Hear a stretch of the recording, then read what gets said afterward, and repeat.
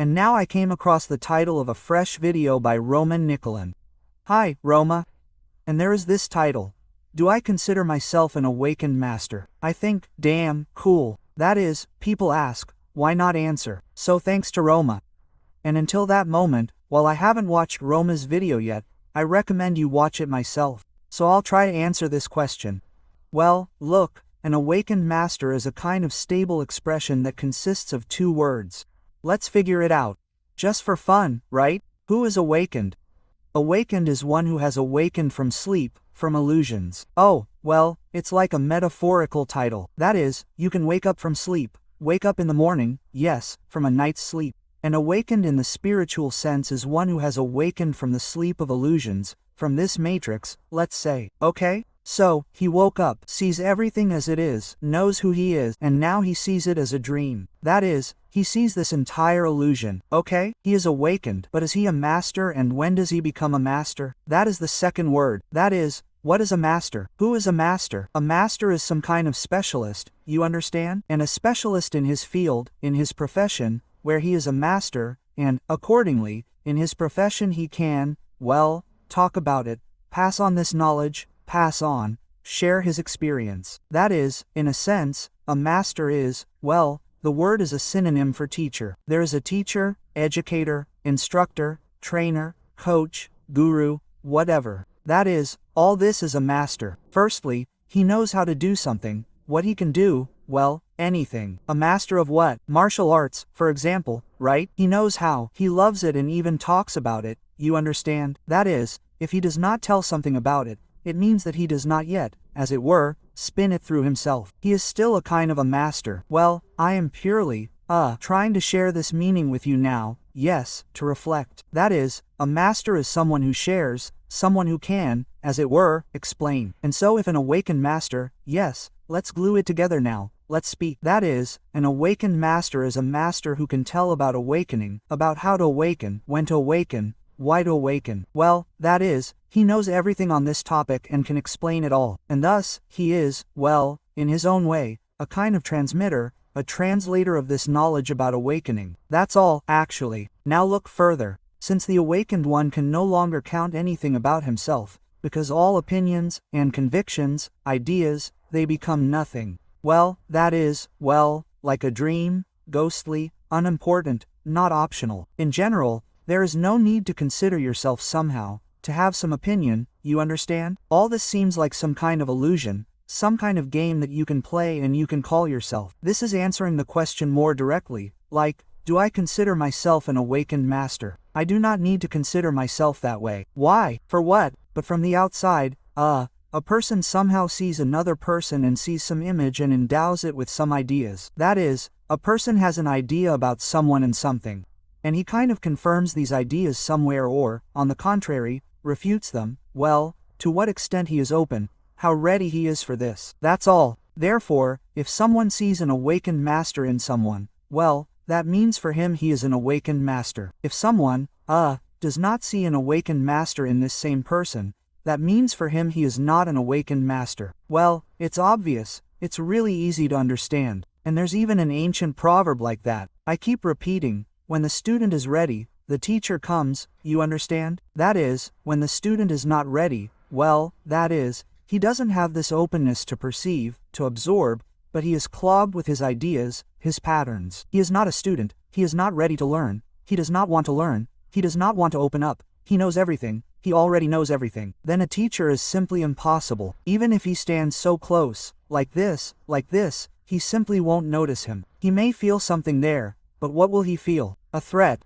to his ideas, a threat to this personality, who knows everything there, what masters should be like, what they shouldn't be like, who the awakened ones are, and so on. And that's why he will simply be scared. And what does a person do because he feels fear? He either, well, closes himself off, runs away, or he starts to act aggressively. Well, if the distance allows, and on the internet the distance allows, and therefore he behaves very caustic, sarcastically there, well, this is what is called hating. Yes, he expresses dissatisfaction. Not so inappropriate, as if there is some kind of unified master who must meet all the standards, and they are all as if selected from the same factory, you know, like in the movie Matrix Agent Smith. All have the same face. Now this is, damn, a real master, yes, for everyone. Moreover, that is, seekers still need, you see, to agree that he must correspond to these very ideals and patterns. Well, doesn't this say that this is simply the opposite of enlightenment? Enlightenment is freedom from all ideas, from all patterns, from all opinions, beliefs, from thoughts. Do you understand? And here is such a clue, what kind of a master should be. So, do I consider myself an awakened master? There is no need to count. Not because I am so modest, you know. Oh, come on. What kind of master am I? What kind of awakened am I? That's true, you understand. I am simply awakened. I am just sitting here, keeping quiet, and not telling anyone anything. I am awakened, very modest. No, that is not why I am what I am. That's all, that's just the way I am.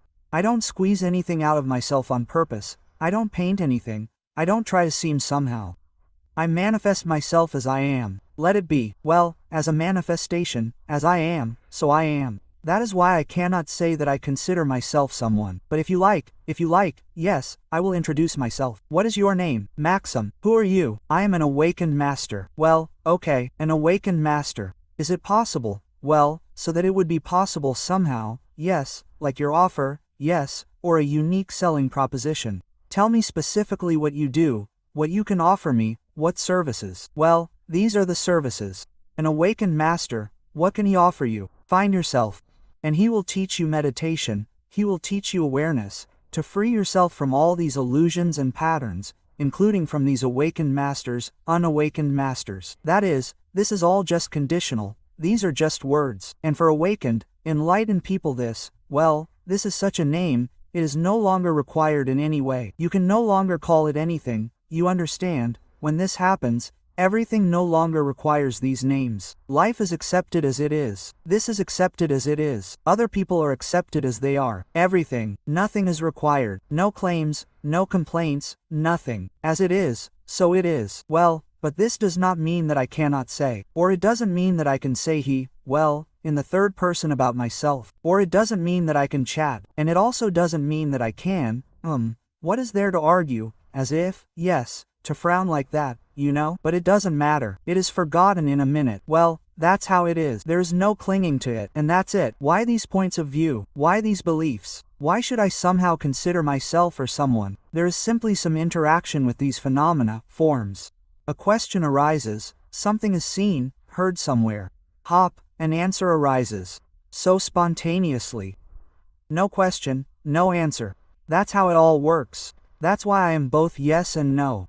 I don't consider myself an awakened master. Again, yes, if he is awakened, there are a bunch of awakened ones, who are arhats themselves, in their own right. The Buddha's path is called that, yes, those who for themselves, personally for themselves, they liberated themselves there. They were saved and they don't give a damn about everything there. And there are, like, these bodhisattvas, those who supposedly save themselves and supposedly give lunch to save all living beings. Well, that's kind of their joke, that's the game.